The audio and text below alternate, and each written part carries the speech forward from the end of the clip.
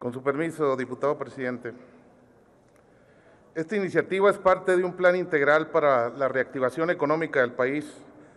Es solo la primera de varias reformas encaminadas a conseguir dicho objetivo.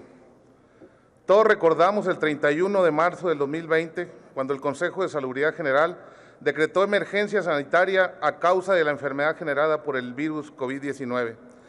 En ese decreto se acordaron medidas extraordinarias para evitar la dispersión y transmisión de este virus.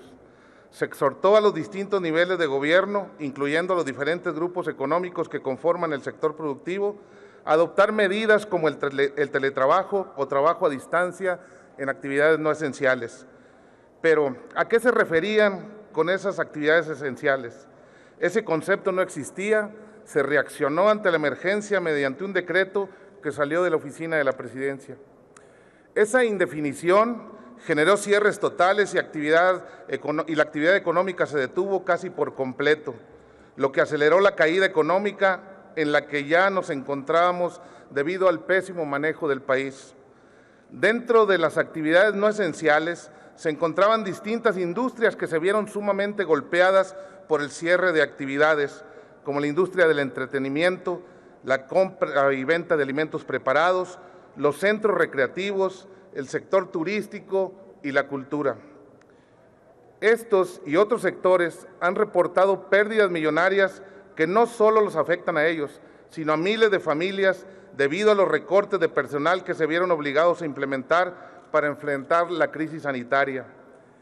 El daño habría sido menor si tuviéramos un gobierno con capacidad de análisis suficiente, que hubiera implementado medidas para proteger a quienes daban empleo a millones de mexicanos en sus pequeños negocios, ya sea un restaurante, un boliche, un teatro, que de la noche a la mañana tuvieron que cerrar sus puertas y cancelar eventos sin la más mínima ayuda del gobierno.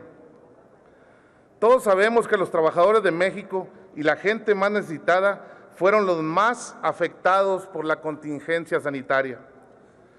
Cuando los patrones no tuvieron la ayuda necesaria para enfrentar la crisis, se vieron obligados a despedir gente y cerrar sus negocios, mientras el gobierno federal seguía gastando dinero en rifas inexistentes, en obras faraónicas y en consultas demagógicas.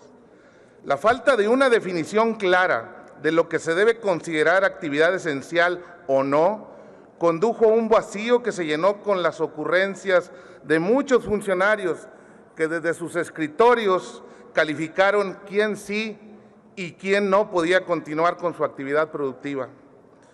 Por eso, es indispensable que exista un concepto legal de lo que significa una actividad económica esencial y de este modo contar con una metodología que tenga origen en la ley y no en la conveniencia política, y que se aplique en casos de emergencia para que la dinámica económica no se detenga totalmente, que las actividades de las pequeñas y medianas empresas que puedan seguir operando de manera parcial lo hagan y que no volvamos a vernos en la situación que seguimos enfrentando hasta el día de hoy.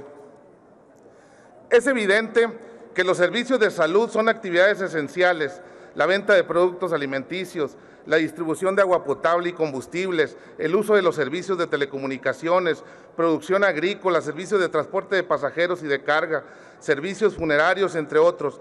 Pero es necesario que todas las industrias productivas del país, así como sus trabajadores, tengan la certeza jurídica de lo que debe entenderse por actividad esencial, razón por la cual propongo una reforma al artículo 42 de la Ley Federal del Trabajo, que establece una lista de aquellas actividades que se consideran esenciales durante una emergencia sanitaria.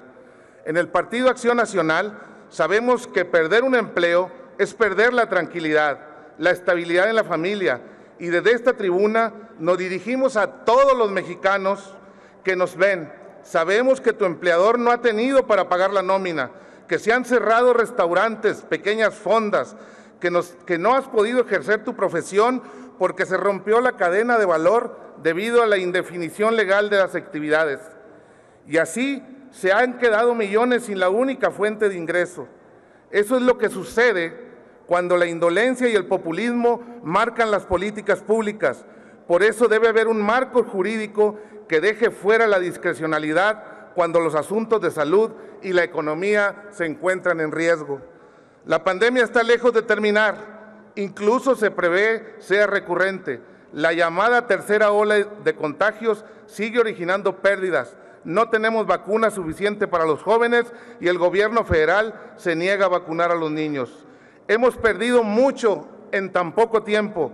Es urgente tener certeza, tener reglas claras, leyes que le den rumbo a la reactivación económica desde el obrero y profesionistas hasta el pequeño, mediano y grande empresario.